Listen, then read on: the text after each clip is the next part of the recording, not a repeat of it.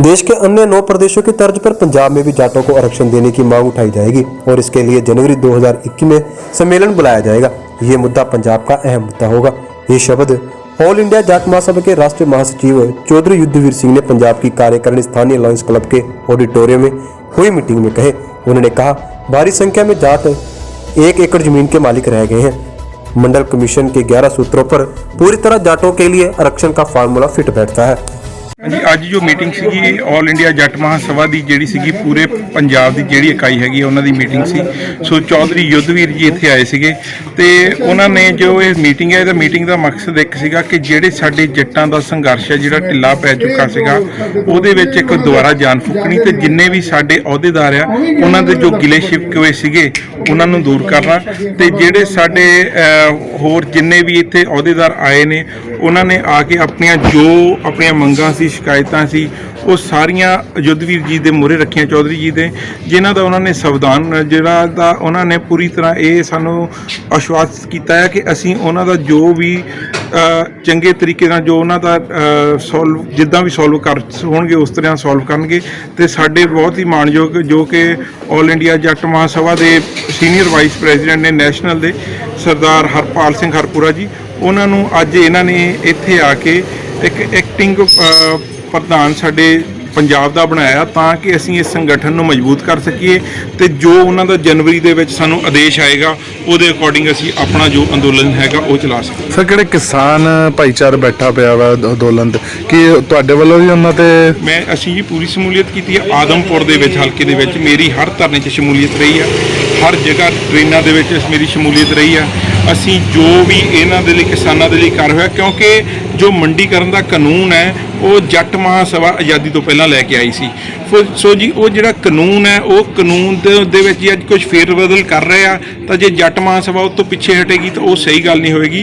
वो साडा एक हक भी है, साडा फर्ज भी है, असीं वो निभाउंदे होए पूरी तरीके दे नाल इस जो अंदोलन चलिया उहदे विच हिस्सा लिया ते हुण साडी वो मंग है कि जिहड़े कि साडे किसान वीर हैगे आ उन्हां दे लई जो बनदा हक है उन्हां नूं दित्ता जावे ते जो सानूं साडी जट महासभा साडे हरपाल सिंह हरपुरा जी आदेश लाउणगे असीं वो करांगे।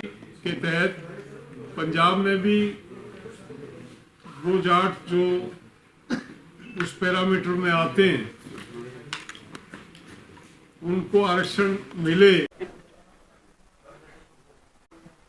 सर आज की जो मीटिंग हुई है उसके बारे में बता दीजिए और क्या क्या मुद्दे थे आपकी मीटिंग में। आज की जो मीटिंग थी हमारी प्रदेश कार्यकारिणी की ऑल इंडिया जाट महासभा की, उसमें सबसे जो मुख्य मुद्दा था वो तो संगठन को किस तरह से मजबूत किया जाए, सक्रिय किया जाए। लोग ये महसूस कर रहे थे कि पिछले 4 साल से संगठन निष्क्रिय है, संगठन कमज़ोर हुआ, तो उसको रिवाइव किस तरह से करें इस पे चर्चा हुई। संगठन लोगों ने अपने सुझाव दिए। हमारा जो मुद्दे हैं उनको लेके किस तरह से समाज में बढ़ा जाए और सबका ये एक मत था कि जब तक हम एक मजबूत संगठन नहीं बनाएंगे तब तक मुद्दों को लेके जो है समाज के बीच में जाना संभव नहीं है। लोगों की ये शिकायत थी कि पिछले 4 साल में जिस सक्रियता से काम होना चाहिए था प्रदेश में हुआ नहीं।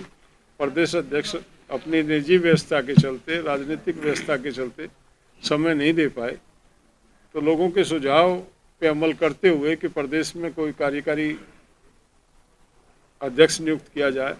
आज हरपाल सिंह जी हरपुरा को प्रदेश में पंजाब प्रदेश का कार्यकारी अध्यक्ष नियुक्त किया गया है और उनको अधिकृत किया गया है कि वो संगठन को सुचारू रूप से चलाने के लिए जो बदलाव करना आवश्यक हो वो बदलाव वो कर सकते हैं।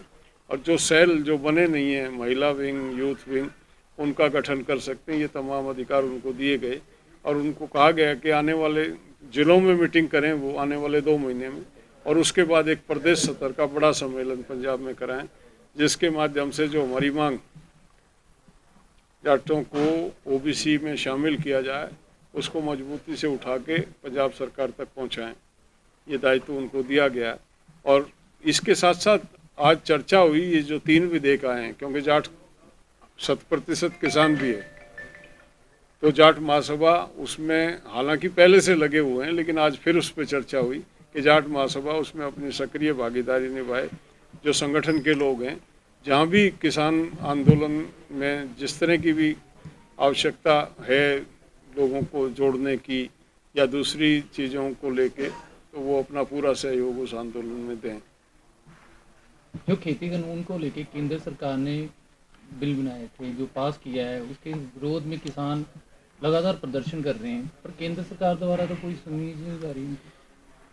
दिल्ली में क्या हो गया कि दिल्ली सरकार का एक एटीट्यूड बन गया, किसान उसके एजेंडे से बाहर है।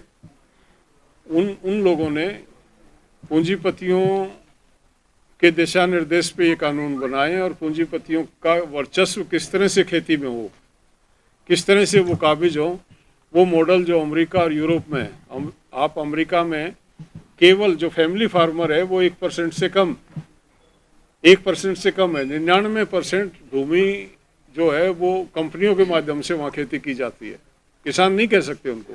वहाँ पे फैमिली फार्म डिफेंडर एक एसोसिएशन बनी हुई है कि पारिवारिक खेती और किसान को बचाया जाए। वो हालात यहाँ पे हिंदुस्तान में पैदा हो जाएंगे अगर ये जो बिल आए हैं तीनों चले तो। वो ही कॉरपोरेट फार्मिंग की जो बात है इनके दिमाग में, किस तरह से इन बड़े बड़े पूंजीपतियों को वो स्पेस दिया जाए। आप उन बिलों को देखें, तीनों बिल को रिलेटेड हैं, तीनों एक दूसरे से जुड़े हुए हैं। ये जो आपका मंडी का बिल है या वो एसेंशियल कमोडिटी का है या कॉन्ट्रैक्ट फार्मिंग का, को रिलेटेड हैं सारे। और एक षड्यंत्र है ये बहुत बड़ा, हिंदुस्तान को यूरोप बनाना चाहते हैं। उनको ये नहीं पता कि यूरोप की स्थिति और हिंदुस्तान की स्थिति में फ़र्क है। हिंदुस्तान में दिल्ली की पॉपुलेशन, चंडीगढ़ की पॉपुलेशन जैसे देश हैं, उनकी नीतियां अलग बनती हैं। जहाँ पे 135 करोड़ का देश और जिसमें 80% लोग खेती करते हैं और जिनकी होल्डिंग जो है वो एकड़ों में है, उनको कंपेयर कर रहे हैं हजारों हेक्टेयर के किसान नहीं है, कंपनियों के माध्यम से। मैं ब्राज़ील गया था, वहाँ पे एक किसान कह रहे थे, वो क्या ये किसान है, उसकी जो होल्डिंग थी वो 1,13,000 हेक्टेयर थी। अब इन लोगों ने कब्जा, यूरोपियंस ने वहाँ लैटिन अमेरिका में भी इस तरह से कब्जा कर रखा पूरे। उधर हमारे यहाँ भी वो नए पूंजीपति तैयार हो गए हैं, वो कृषि के क्षेत्र में जो है वो काबिज होना चाहते हैं। तो ये एक बहुत बड़ा षड्यंत्र है किसान को उसके खेत में मजदूर बनाने का। और दिल्ली सरकार पूरे तौर से मतलब ये जो शरारत हुई है, इस तरह की एक आपदा, अंतर्राष्ट्रीय आपदा है, पूरा देश उससे जूझ रहा है, लाखों लोग जान गंवा चुके, 80 लाख लोग उससे पीड़ित हो चुके इस देश में। ऐसे में ऑर्डिनेंस ला के 3 बिल लाना, कोई सा बिल इतना अर्जेंट नहीं है जिसको रातों रात ला के ऑर्डिनेंस के माध्यम से थोपा जाए लोगों पे। और हजारों बिल पड़े हैं जो संसद में पेंडिंग है, जिन पे बहस नहीं हो रही, जिनको रखा नहीं जा रहा टेबल पे।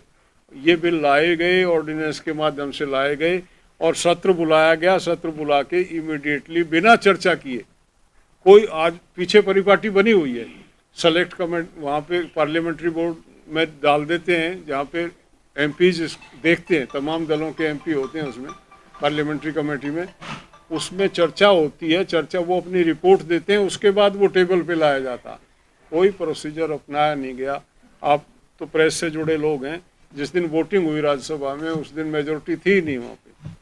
बिना मेजोरिटी के, बिना वोटिंग के उसको पेश करके और उसको कर दिया गया। तो इनकी मंशा को दर्शाता है कि एजेंडा, अगर किसान का डर होता, किसान के प्रति आदर होता है इनके मन में, तो निश्चित तौर पे बिल बनाने से पहले एक डिबेट देश में होनी चाहिए। अच्छा सर, अभी आपका एजेंडा जो आगे का वो क्या रहेगा अपनी पार्टी के? हमारी पॉलिटिकल पार्टी नहीं, हमारा सामाजिक संगठन है ऑल इंडिया जाट तो पार्टी। एजेंडे तो होंगे। एजेंडा हमारा ये है कि हम अपने समाज में व्याप्त कुरीतियों को खिलाफ लड़ें। जो मुख्य हम मानते हैं, नशाखोरी जो नौजवान में बढ़ रही है, जो दहेज प्रथा है, जो दिखावा बढ़ रहा है, ये हमारे समाज का मूल स्वरूप नहीं है। अपने बच्चों को एहसास कराएं और रोकें, और जो हमारा मूल कैरेक्टर था, पंजाब की जो पहचान थी जो नौजवान की, उनको सही राह पे ला के उस पहचान को कायम करें। हमारे बच्चे अच्छी शिक्षा लें, उनको उस तरह से, किस तरह से हम उनको मोटिवेट करें, अच्छे स्कूल और कॉलेजेस जो हैं उनमें किस तरह से जाएं, उनका निर्माण कराएं, अपने स्तर पे, समाज के स्तर पे वो बनाएं। आर्थिक तौर पे बच्चों को गाइड करें कि आज के समय में किस तरह खेती को छोड़ के किस तरह के काम धंधे में जो हमारी कृषि से संबंधित काम है गांव में एग्रो बेस जो इंडस्ट्री है वो लगाई जाए, बच्चों को इन्वॉल्व किया जाए उसमें, और इन सब एजेंडों को लेकर नहीं लगता 4 साल के करीब हो गया पंजाब में कांग्रेस सरकार बनी हुई और आपका जट महासंगठन पीछे जा रहा है? बेसिक मैं तो कह रहा हूँ कि 4 साल में कुछ नहीं हुआ, इसीलिए आज हम यहाँ बैठे हैं। एक अध्यक्ष हमारे जो थे वो निष्क्रिय रहे 4 साल, काम नहीं कर पाए, काम नहीं किया उन्होंने। वो परिस्थिति उनकी अपनी है कुछ जिनकी वजह से, लेकिन वो समाज हित में नहीं था जो भी हुआ है, और समाज ने ये निर्णय लिया कि वो नहीं काम कर पा रहे हैं तो एक कार्यकारी अध्यक्ष प्रदेश में नियुक्त किया जाए, जिसके माध्यम से जो सामाजिक गतिविधियां उनको बढ़ाया जाए। ये निर्णय लेके आज हमने एक कार्यकारी अध्यक्ष की नियुक्ति की है। ठीक है जी। ਕਿਸ ਪਾਰਟੀਆਂ ਨੂੰ ਨਵਾਜ਼ਿਆ ਗਿਆ ਹੈ ਅੱਜ, ਤੇ ਕੀ ਤੁਸੀਂ ਅੱਗੇ ਕਿਸ ਤਰ੍ਹਾਂ ਜਾਟ ਅੰਦੋਲਨ ਨੂੰ ਲੈ ਕੇ ਕਿਸ ਤਰ੍ਹਾਂ ਅੱਗੇ ਤੁਸੀਂ ਸਰਕਾਰਾਂ ਨਾਲ ਗੱਲ ਕਰੋਗੇ? ਮੈਂ ਧੰਨਵਾਦ ਕਰਦਾ ਜੀ ਆਲ ਇੰਡੀਆ ਜਾਟ ਮਹਾਸਭਾ ਜੀ ਦੇ ਜਨਰਲ ਸਕੱਤਰ ਸਾਹਿਬ ਜੁੱਧਵੀਰ ਜੀ। ਮੈਂ ਲਗਭਗ 25 ਸਾਲ ਤੋਂ ਜੁੱਧਵੀਰ ਜੀ ਦੇ ਨਾਲ ਜਾਟ ਮਹਾਸਭਾ 'ਚ ਕੰਮ ਕਰ ਰਿਹਾ as a senior vice president all India Jat Mahasabha. Captain ਸਾਹਿਬ ਸਾਡੇ ਪ੍ਰੈਜ਼ੀਡੈਂਟ ਹੈ, ਮੈਂ ਨੰਬਰ 2 ਹਾਂ ਉਹਨਾਂ ਦਾ, ਸੀਨੀਅਰ ਵਾਈਸ ਪ੍ਰੈਜ਼ੀਡੈਂਟ। ਲੇਕਿਨ ਇਹਨਾਂ ਨੇ ਮੈਨੂੰ ਕਿਹਾ, ਮੈਂ ਪੰਜਾਬ ਦਾ ਰਹਿਣ ਵਾਲਾ, ਗੁਰਦਾਸਪੁਰ ਜ਼ਿਲ੍ਹਾ ਹੈ ਮੇਰਾ, ਤੇ ਇਹਨਾਂ ਨੇ ਮੈਨੂੰ ਕਿਹਾ ਕਿ ਤੁਸੀਂ ਇਹ ਜ਼ਿੰਮੇਵਾਰੀ ਸੰਭਾਲੋ।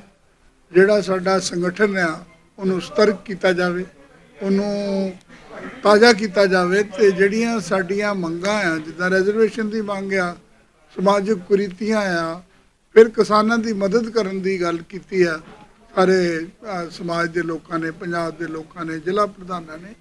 ਤੇ ਅਸੀਂ ਪੰਜਾਬ ਦੇ ਵਿੱਚ, ਹਰਿਆਣੇ 'ਚ ਆਲਰੇਡੀ ਅਸੀਂ ਸਾਥ ਦੇ ਰਹੇ, ਪੂਰੇ ਦੇਸ਼ 'ਚ ਕਿਸਾਨਾਂ ਦਾ ਸਾਥ ਦੇ ਰਹੇ ਜਿਹੜੀ ਆਲ ਇੰਡੀਆ ਜੱਟ ਮਹਾਸਭਾ।